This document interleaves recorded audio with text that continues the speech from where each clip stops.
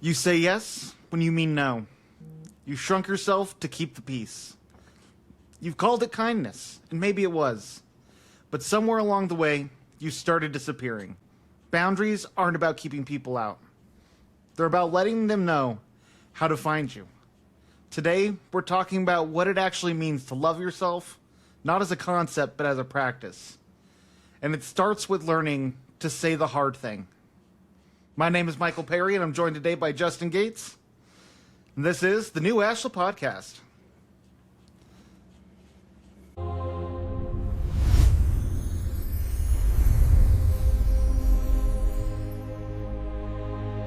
Hello and welcome to the new Ashla Podcast. Today we're diving into boundaries. You know, we bring it up damn near every episode, and it's a very important thing, and I figured it deserved its own episode. You know, boundaries was one of those things I struggled with for so long, and even now, I'm learning how to have them. But it's pivotal for you to build the life you want and to maintain the peace you need so that you can remain authentic in life. Yeah. And boundaries are not selfish. They are part of a right relationship, right? I think you said it in the hook, in the opening, it's about finding people through their boundaries, right? Yeah.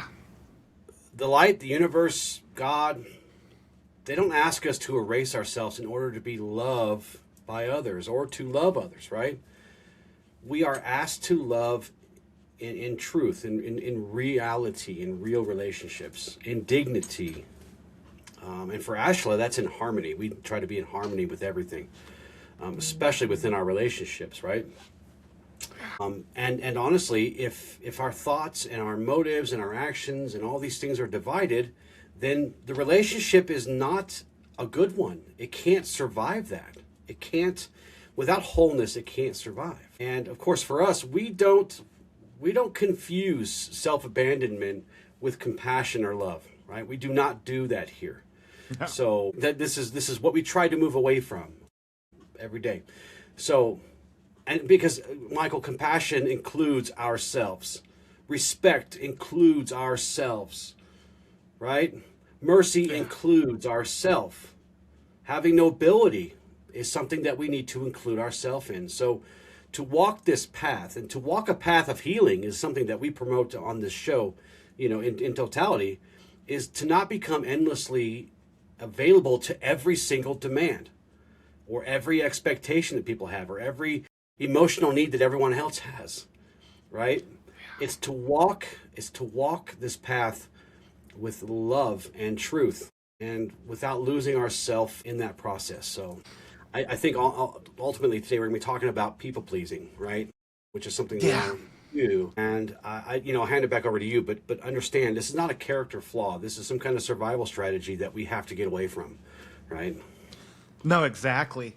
I think one important thing that I gotta say at the beginning of this episode too, just for those listening, is there are two sides of the spectrum, right? When it comes to our coping mechanisms, we either become aggressive, angry, or we become passive and people-pleasy. This episode's mainly going to be geared towards the people-pleasers. And when it comes to boundaries, these two styles have two very different maladaptive coping strategies when it comes to boundaries. And I heard the perfect analogy for it, and it's like if you're a people pleaser, it's kind of like the lines in a pool, like when they put the barriers up for people to run the laps. It's flexible, it can move in and out, people can swim right under it. It's really not a boundary at all. Not a great one. And for one. people on and people on this side have two rigid boundaries. Right. They need to control everything, everyone, and so their boundaries, it's not learning how to have more boundaries, it's learning. Yeah, they don't have windows, they have peepholes, right? Where they can't see very well. Yeah. So there is a distinction here, because I don't want to fuel this side and make them think, oh, cool, me setting all these boundaries is exactly what I need to do. And we'll probably do a whole episode on that group at some point. This show is called the New Ashla Podcast because it's named after its namesake, New Ashla Sanctuary, New Ashla Philosophical and Spiritual Sanctuary, right? And there we teach harmony, balance. So yes, we're going to try it. Today we're going to be focusing on kind of the people-pleasing type side of the spectrum here, but understand that no matter what we're talking about, we're always trying to get ourselves oriented to the center, to the middle. It's very yin and yang, honestly. It blows my mind, but I love that about I love that about the whole system. Like, I realized my sister used to piss me off so often. Her anger would tee me over the edge. All these little things she did because she fell on that side of the spectrum. And I realized how much it was my shadow picking up on how much I needed some of that in my life. Mm-hmm. Yeah, because being a people pleaser, it looks like we're being kind. But there's a big difference between actually being kind and being afraid, right? And because when we're a people pleaser, we're often it's because we feel safer doing that than actually holding people accountable or telling the truth about the thing, right? Saying no when that's the truth. No is the truth, right? Yeah. One of the hardest lessons I had to learn is codependency, which I knew I had, but I didn't think it was a bad thing. I thought I was just overly empathic. The difference between the aggressor and the codependent is the different ways they manipulate. The aggressor's in your face, demeaning, condescending, and the codependent is passive aggressive and trying to make them seem like the good guys so that they're not at fault ever. So it's kind of this dance that we have within ourselves. So it is learning, like when it comes to having boundaries, you're right. It is fear. We're afraid of rejection. We're afraid of abandonment. We're afraid of being seen as the bad guy. Mm-hmm. And we make these excuses around this so that we can avoid that accountability. And then it's everyone else's problem. I was good to them. They should have known better. They should have treated me better. They should have respected me anyway. And that gets into the mind reader territory, which is one of the biggest people pleaser black holes we fall into. We expect people to just match our energy or to see what we contribute. But when it comes to boundaries, when it comes to people, we teach people how to treat us. Yes. And the more you give, the more people will take. And that's human nature. That's not a flaw. That doesn't mean you have people who are taking advantage of you in your life. Sometimes you do. But there's lots of other red flags that you'll see. Lots of other red flags. Yes. That go along with that, right? Not just the fact that they're taking advantage of your supposed kindness, but again, this isn't kindness when you're doing this. Right? Kindness is a choice. And when you choose, that means you have power to choose, which means you can choose to say, no, I'm not doing that, right? Because every time you say yes, when everything else in you is screaming no, what are you teaching yourself, Michael? That your needs can be ignored for the sake of others, even when they shouldn't be, right? Yeah. Because Michael, you're just keeping the peace, right? Dude, you're just keeping the peace. It's okay. Don't worry about it. You're just keeping the peace, right? God, if I had a bin where I put $1 in every time I told myself that, I would be fucking rich. Yeah. I'm just keeping the peace. Oh my God, that was like my biggest excuse when it came to this. But you were filling up a container. Yeah. But instead of money, you were filling it with resentment, right? Yeah. And that is really the greatest bane of why it's so important to understand this, is because people who get angry, they let it out, then it's over. Mm-hmm. But for us people pleasers, us empaths, us codependents, when we silently absorb and don't express our needs, don't express when our boundaries are crossed, don't express when we don't like something, it's slowly just filling this resentment. And that resentment has nowhere to go. It becomes self-loathing. Yeah. It becomes anger towards the person. You become bitter towards everything, man. Yeah. Well, and you look at so many relationships that started off happy, and you have that one person. Well, it's a dance between both people, but when it comes to the people pleasers, it's that silent resentment that slowly just built in the relationship until they just went cold to their partner. Yeah. Well, and that's yeah. So the problem here is not love, right? Because people aren't always malicious, as you said.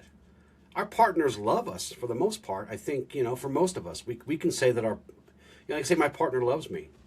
Your wife loves you, right? They're not being malicious, but they will take advantage sometimes. But we have to take some accountability here, Michael. We are training people how to treat us. Yes. What we allow is what is going to start to happen, become normal. So the problem is not love. The problem is that we keep abandoning ourselves and then slapping a label on it, calling it love, right? The problem is not service. I get pushback on this path. I teach and I kind of push a lot of service. Do I not? Be of service. Yeah. People will say, "Oh, well, you're just letting people. You're just doing all this stuff, people pleasing, all this stuff." No, the problem is not service.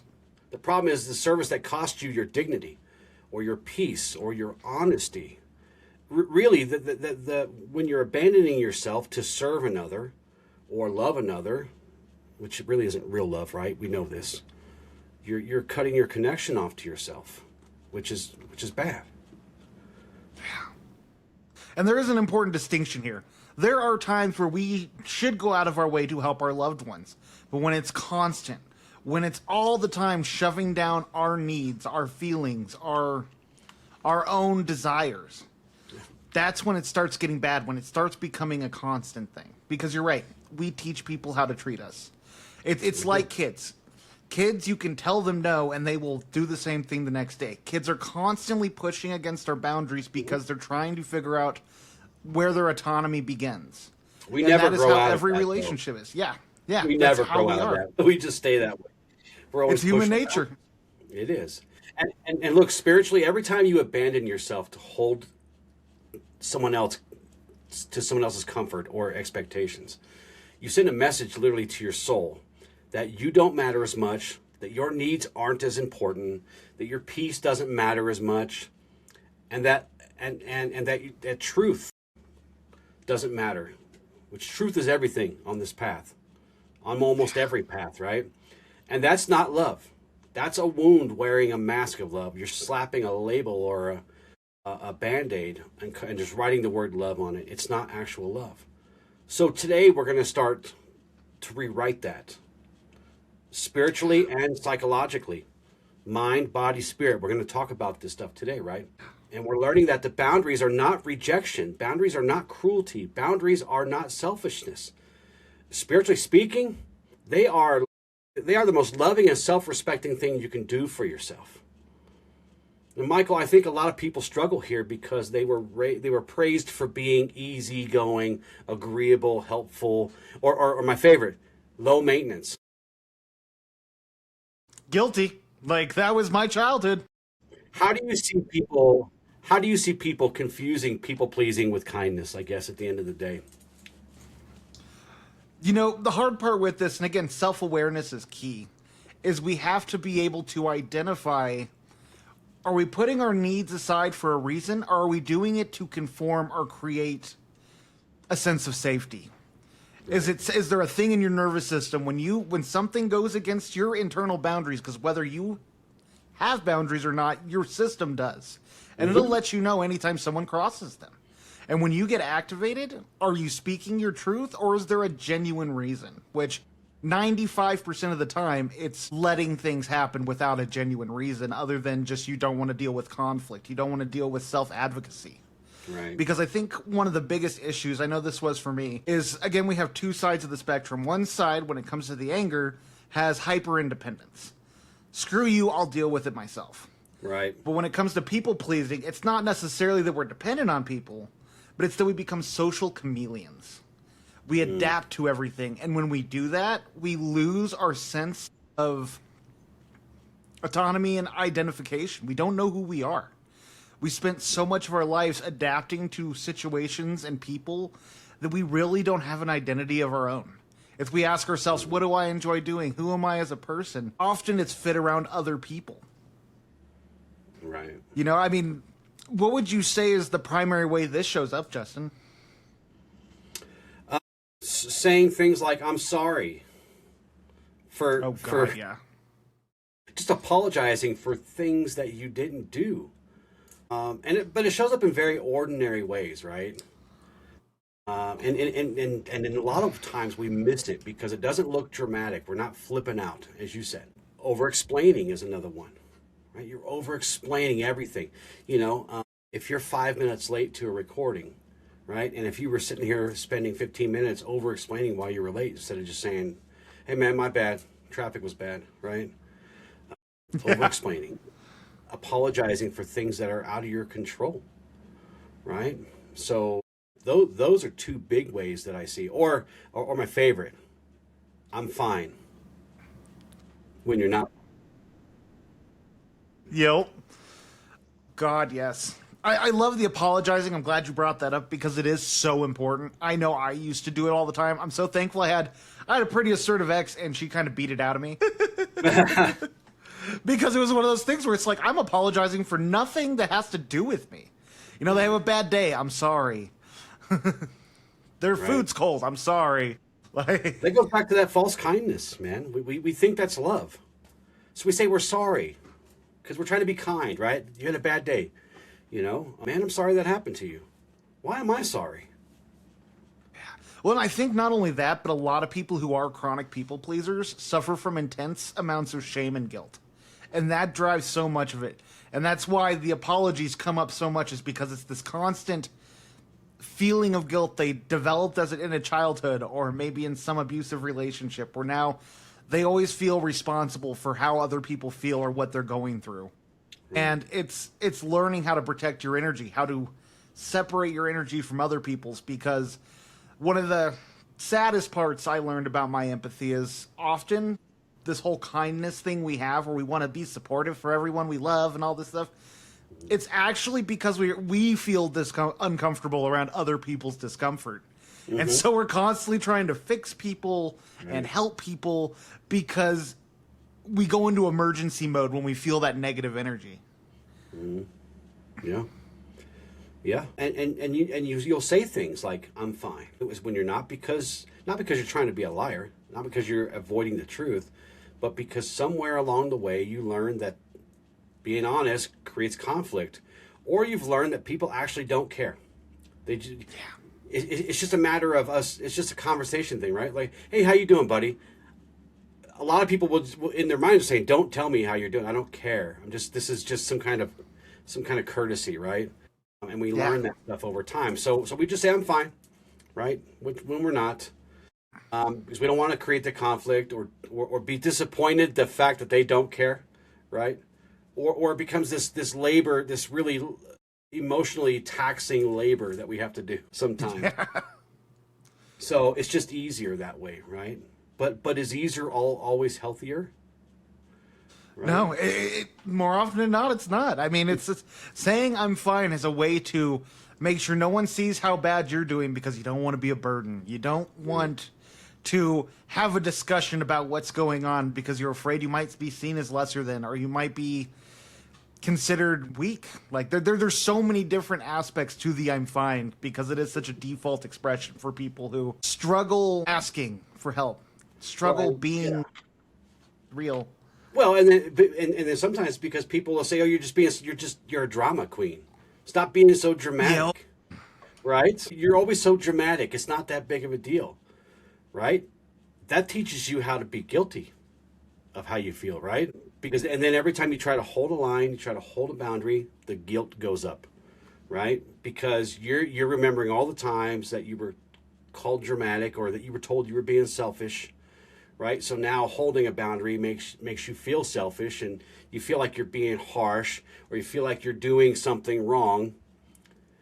But guilt is not a good metric to prove anything, right? Let's just get that out of the way. Guilt is not a good it's not a good signal. It's noise.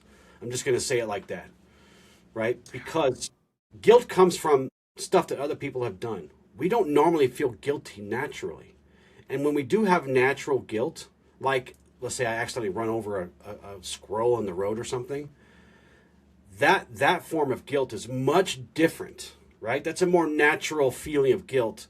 That's more of a signal than noise. But most of the guilt that we put ourselves through is just noise, right? So this is where a lot of that exhaustion comes from and resentment comes from, because it's just like, why do I bother? Because I feel imprisoned now, right?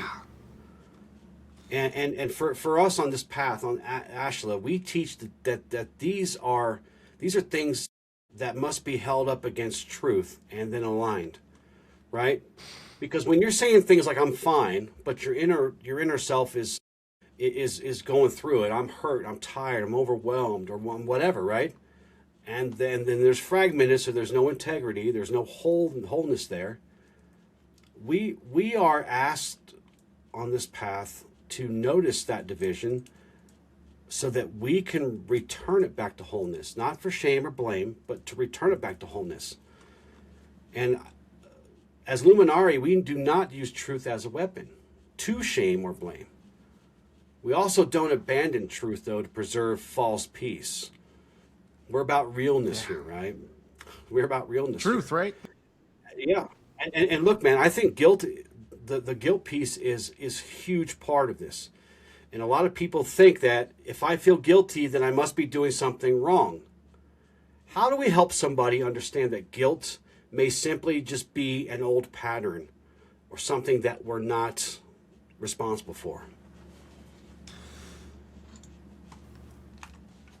I think the best question is, how can we help someone start to identify this? You know, we need the best. I'm a big fan of exposure therapy.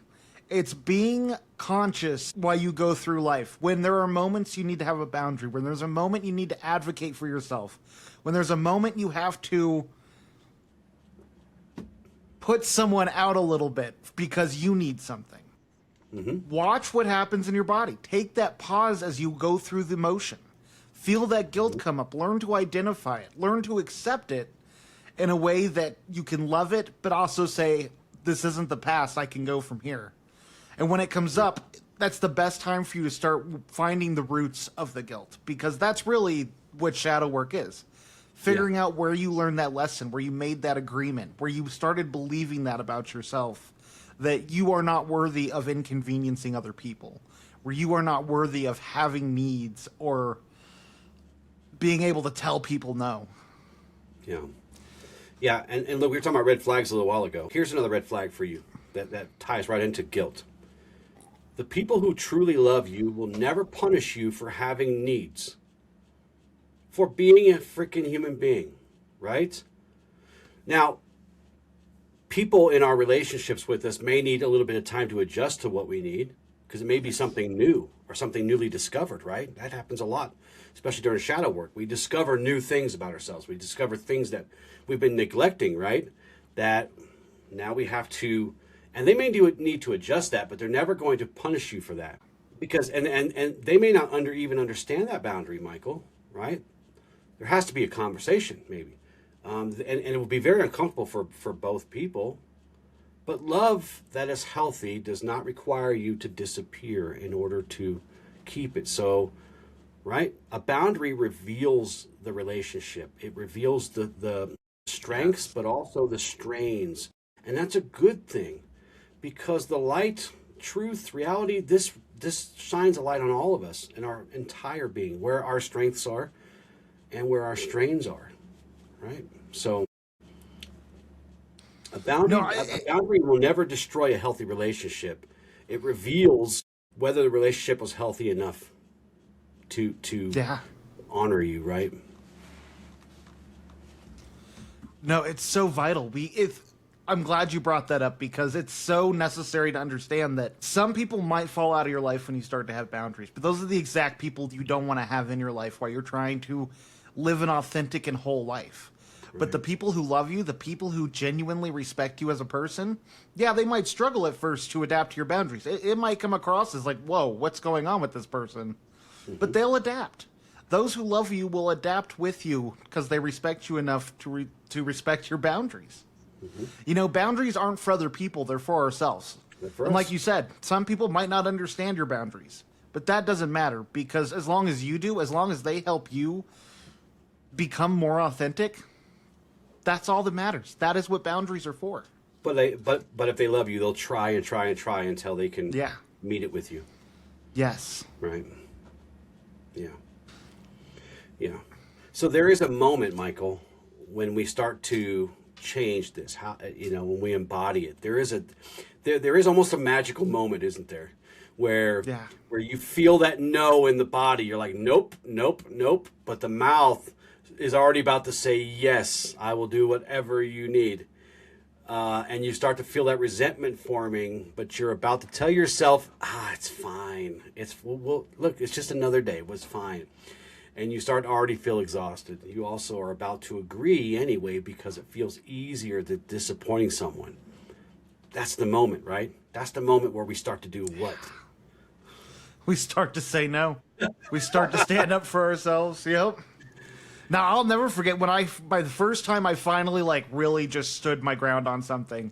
And it was honestly, for me, it was just this like accumulation. It felt like a volcano building, and it's like, I can do this. Hey, I don't appreciate you do this. And and a lot of people think, I mean, would you agree with this? A lot of people think that I'm putting my boundaries up for the first time. I'm gonna let the world know, and they just assume it's gonna be this big, giant, dramatic, huge confrontation, right? I think most people believe that. Really these changes to change for the best, long term, so they hold, is small things, right? Starting small. Yeah. Not this big. Well, and that's the best way to start cultivating the change. Like, you don't want to set boundaries with your jerk of a boss. Yeah. You want to set boundaries with someone you trust and love. You know, your significant other, a family member, someone who you know respects you and you respect them. Mm-hmm. You know, that's the best place to begin. And you don't even have to start with anything big. It can just be like, hey, I don't appreciate when you use this nickname. I don't appreciate when you say these things about my significant other. I don't know. I'm throwing examples out there, but it can start small and build its way up there because it's all about repetition. Practice. Right. We practice a more neutral no versus try not to do a defensive no, right? Definitely not an angry no. And not an over-explaining no. That's one of the hardest ones for me. And not one that comes with an apology. Or one that comes with an argument like you're in court fighting for your freedom, right? or a text that has 3 paragraphs of explanation. Just clear and as kind as possible, right? We try to be impeccable with our words. You know, and it's easy. I can't do that today. Or hey, that doesn't work for me. Or I need some more time before I decide. Right? If you're not available for something, Michael, say I'm not available for that. Yeah. And again, no need to apologize. If you're overwhelmed, you can say I love you, but I can't take that on right now. Right? That was one of the most life-changing shifts I ever had. Like, I noticed with a lot of this stuff, it's not you just all of a sudden learn how to say no and all these other things fall into place. You learn how to have these different pieces happen individually. Like, learning to say no was something that I struggled with so much in my early adulthood, and then, like, the last 7 years, there was just this point where I was so overwhelmed, and it's like, no. And I started saying no to everything, which isn't the direction you want to go. But it leveled out, and now it's this fine balance of just, like, I can do that or I can't, and I'm sorry. Right. Without the I'm sorry. Yeah, sorry, not sorry. Sorry, not sorry, right? Yeah. Yeah, we have to learn to show up whole. We have to show up whole everywhere we go. Authentically ourselves, whole, not fragmented. That is the way of light. That is the way of peace. That is the way of respect and love, not just for ourselves, but for others too, right? But we really have to. This is how boundaries are for us. They are the greatest act of self-love and self-respect that you can do for yourselves. One of the most powerful ones, right? It's where love becomes honest, man. Right? Yeah, I love that. That is so perfectly said. Yeah. You know, there's not often I can give you a gauge on seeing how far you've come when you're working on setting boundaries and you're learning to be whole. But I did find that one of the best ways you can gauge where you're at on this journey and in this faith, in this area is look at the different environments you're in. Your work, your family, your friends. A good basic 3. Do you show up the same way as the same person in each of those? Yeah. The more congruence there is, the more you're cultivating a sense of autonomy and independence. Yeah. Yeah. No, that's a really good one. But these things require truth and honesty. They require respect. Right. Yeah. Do you have any final thoughts before we jump into the exercise and the? Yeah, this is always a great topic, and I think this is the second full episode we've done on this topic, and we will continue to do them from time to time because it's a good check-in, right? checking in on our boundaries is a good place, is a good road marker along any path. So, but boundaries are not the opposite of love. Again, and for many of us, saying yes when we should have said no, when we need to say no, is some strategy we developed over time to feel safe or to feel like we're not rocking the boat. But sometimes you need to rock the damn boat. Sometimes you need to throw people out of it. That's life, right? Sometimes conflict is necessary. Not always, but sometimes it is, especially if you're standing up for yourself, for your self-love and your self-respect. Because you don't need to be accepted to be loved. I want you guys to understand that. You don't have to always be accepted by everyone and everything, because not everyone deserves you. Right? Michael, not everyone fucking deserves you. Amen. And not everyone deserves you to keep the peace for them. That's their job. They need to keep their own peace. So, if this is hard for you, and I know it is hard, this is not me shaming you. And I don't want you to blame yourself. It's time to just become aware of this. But also at the same time, do not ignore where your resentment is coming from, why you're so exhausted around people, or why this inner tension may be trying to tell, what it might be trying to tell you, this stress and anxiety. Because every time you abandon yourself to protect someone else's comfort, right? And no one on this planet is guaranteed comfort ever. That is not a thing in real life, right? You're going to be uncomfortable. Everyone's going to be uncomfortable.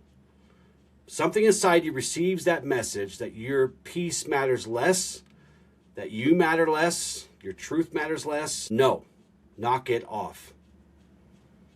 We must learn to walk with love and self-respect, because when we do that, then we can easily love others and respect others too. So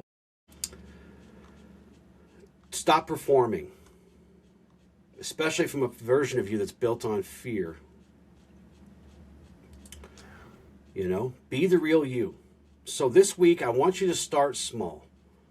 Start noticing the things around you when you're about to override yourself in some weird court that you have going on, where you have to explain everything. When everything is telling you to say no, say no.